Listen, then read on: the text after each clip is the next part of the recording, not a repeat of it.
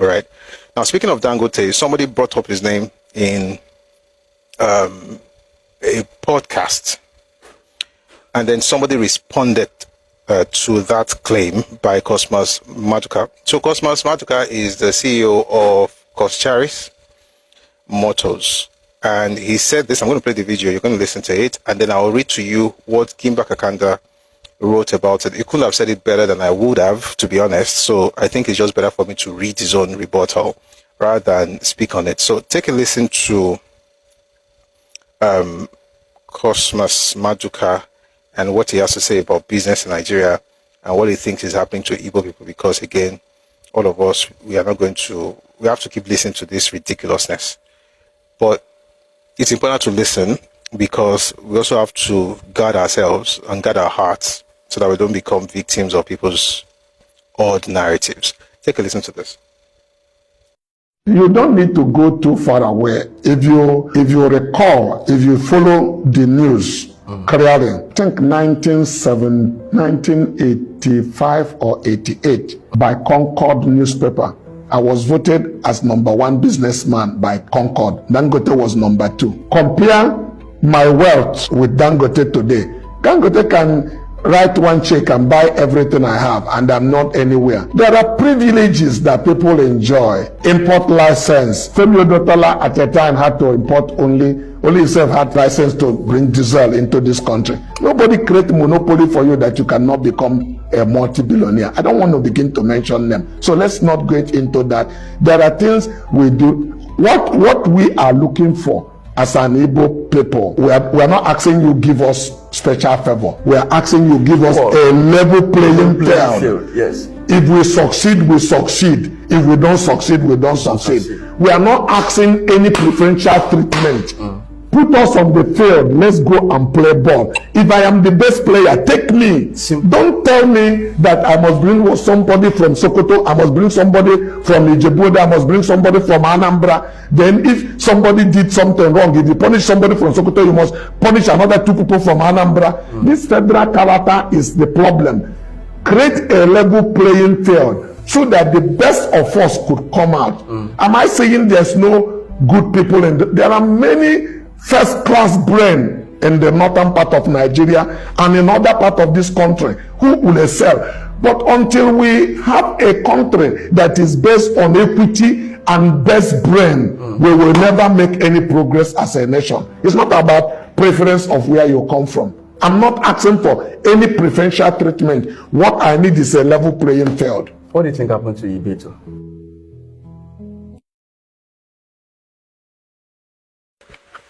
You know the real issue? By the way, it's raining here, so if you hear some noise, it might be. Do you know what is concerning for me?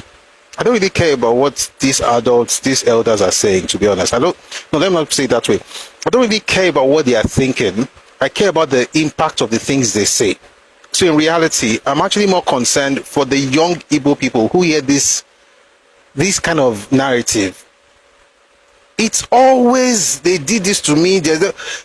You can make all the money in the world, you still be a victim. You can have shops all over Nigeria, you still be marginalized. No matter what you have, you still have to say, they should have allowed me to do more, they didn't allow me to do more because I am from this ethnic group. No, it doesn't matter what you do. So let me just say, before I even read what Gimba said, if you think that this statement is really about what he's saying it's about, then you don't really get it. For instance, what is the definition of level playing field? There is no part of Nigeria that you're not going to find an Igbo person. What is that level playing field that they're asking for? Because these are the things that makes young Yoruba people also let their guards down and say, maybe they are doing something to cheat them. Nobody's cheating anybody. You're literally in every local government in Nigeria. If you are so hated, how come they're allowing you? And what's this level playing field thing? You know what? Instead of me to even, let me not do, there's something I said I don't want to do. I didn't want to tell you my thoughts because I think Gimba actually captured it perfectly. So let me read to you what he had to say on this. So he says, this is Gimba Kakanda. This would have been a logical argument if he had not ethnicized it. What Mr. Cosmas Maduka is describing here is called crony capitalism. And while it happens in every society, whether in America or Germany, the political elite class, particularly in Nigeria, are the least interested in ethnicity, religion, or regional affiliation when it comes to capital accumulation.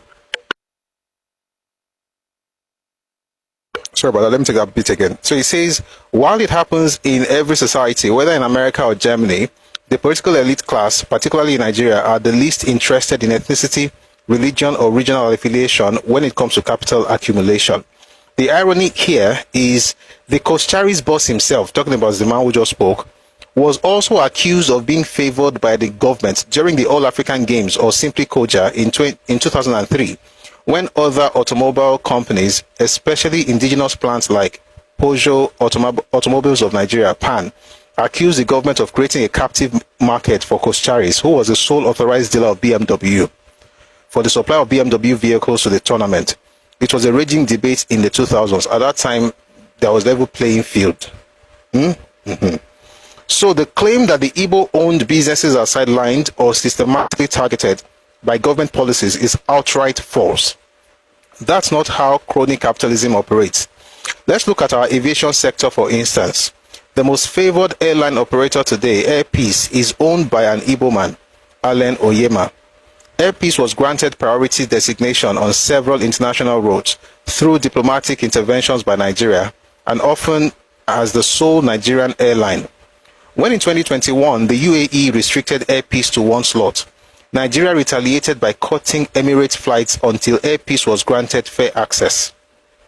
This was an unprecedented show of government muscle in defense of a private airline, and the president then was from Daura, Katsina State, and the vice president from Ikene Remo, Ogun State. Even recently, President Tinubu personally secured the Lagos-Sao Paulo route for Air Peace, presenting it as Nigeria's flag carrier. There is nothing that screams monopoly like one airline being referred to as Nigeria's flag carrier by successive governments.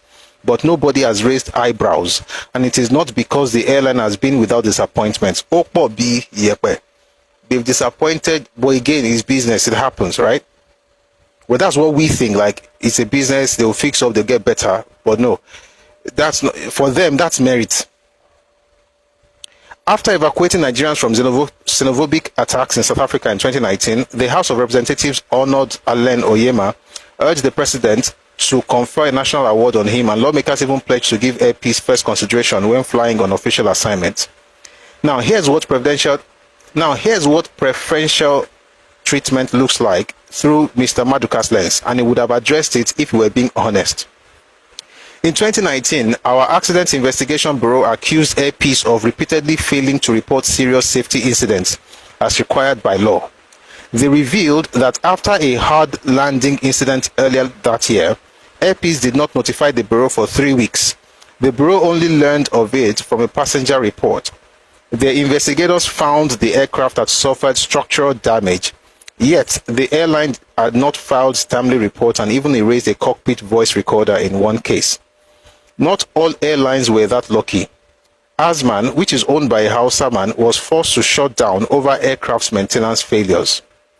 Again, to insist otherwise is to cling to a victim mentality that blinds us to reality, and that mindset isn't taking us anywhere. Period. Like I said, I couldn't have said it better. But why do I do this? Two things. Number one, Nigerians should know what has happened so that people don't gaslight us or manipulate us with sub-stories and, victim mindset. Number two, if you're an Igbo person, you've got to understand the fact that these people are destroying your mindset. Wasn't it the other time we heard what Peter Doche had to say about they owned everywhere, they did this, Ocean Kubakungbe, and the United States of America said Igbos are the best in terms of immigrants in America. It did not happen. Oh, they are marginalized everywhere. Chino Achebe also said it. The video is coming out later today, where Chino Achebe was talking about how, they've not been allowed to stretch. And the definition of being allowed to work is to become the oga of everybody, even if you're not qualified for it, which was what happened between 1960 and 1964. Let me tell you guys, what folks are really looking for is that period all over again, but it's not going to happen in Nigeria again, where an ethnic group will corner 70% of civil servant or civil service jobs, 60% here, 70% here, 80% here, in lands far away from home.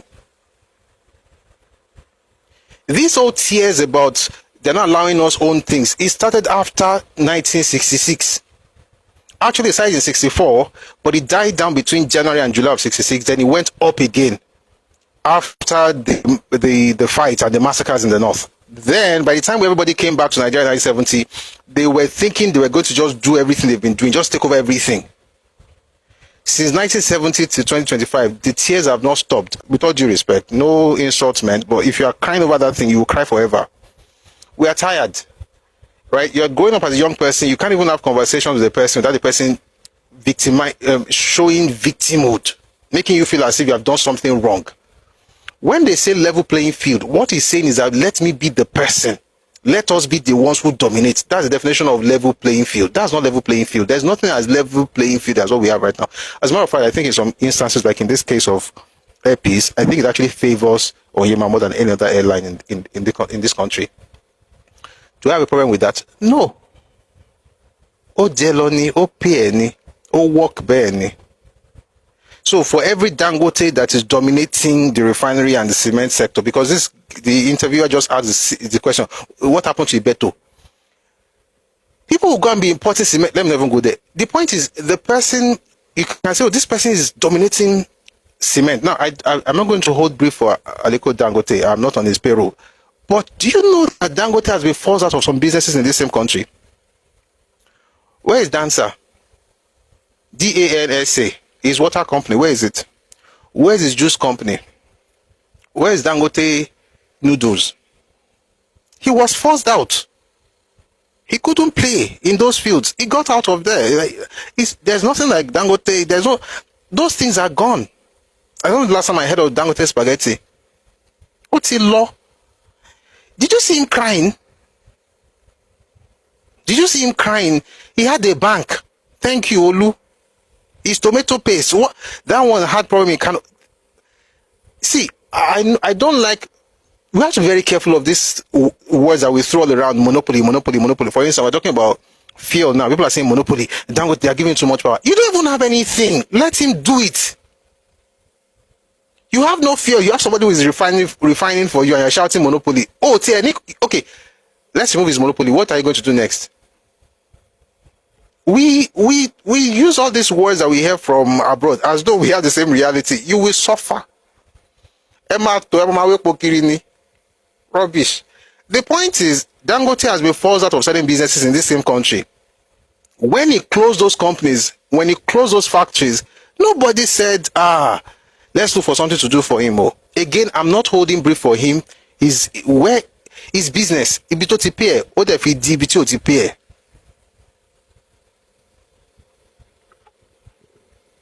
Somebody says they gave us dancer packs for free. Thank you. They want us to continue importing and monopolize the sector. And importation doesn't help the country. Especially when your importation is almost like more than what they export self. And when we export, what do we export? For the most of we export raw materials. Thank God for what the president said last week about shea butter or shea seeds, that now they're going to have to keep it here so that they can actually refine it in Nigeria and process it. Everything is tears. Guys, if you are Igbo, please understand this sincerely. Your enemy is your mind. Or no, it's not like people are actually against you. When Dangote failed, and I want to use that word intentionally, of course it's a success, but successes are not people who didn't fail at anything. When he failed at noodles, did you see him say he failed because it was Hausa? Did Dangote fail in that sector because he was Hausa? Why is your ethnicity the reason for your failure? And it's a very easy thing to run to because you can't change it. If it's something you can change, then you can take responsibility. But since it is something you cannot change, number one, you don't take responsibility. Number two, you can blackmail people with it. Were we not in this same country when Mike Adenuga paid over $100 million in early 2000? I think it was 2001 or so. Obasanjo was still the president, trying to get license for GSM. Do you know he didn't get that money back? You know the money was not refundable. That was before Glo. Glo was the second attempt. The first attempt where he lost over $100 million back then. $100 million now is a lot of money. Think about it 20 years ago. Or 24 years ago. Did you see him crying that they did it to him because it was Yoruba? Why do we do this? Especially with young people looking up to all these people. And it doesn't matter how educated certain people are. It doesn't matter how much money they get or they own or they possess. They have the same rhetoric. Victimhood, marginalization. It must occur. Not because they're being marginalized, but because that's like, it's like the good money in some people's languages. Like you must say it. Not because, it has nothing to do with your present economic state though, but you must say it like, whether you're rich or poor, you say a car. So whether you're rich or poor, you must say you are marginalized, even though you are not marginalized, but you have been conditioned to saying it. If you're a young person here, sincerely, this is for you. I don't care about, some ethnic groups are bad, some people are good. That's my business. My business is if you're young, please, be careful of the things that you are taking in, especially if you're from the Southeast, because your elders are blessed. That's the only thing I can say. Because there's no way a group looks at the future and the only food they can feed their children is victimhood. And I can assure you, if you don't change your mind personally, you become like these guys. You have money, but you always be inferior in your mind. And inferiority in the mind is worse than poverty as far as pocket is concerned. You may not have money in your pocket, but you know who you are. That knowledge will bring you money. You may have your money in your pocket, but you don't know who you are. Even with that money, there's a way you are going to be looked at. Anything happens like this, is because I'm from here, it's because I'm from there. Why? Guys, it's painful, but I'm thankful to God I'm Yoruba, so I don't really, but we will talk about it because we don't want people to lie to us and our children. Nobody is victimizing anybody. We are looking for level playing field.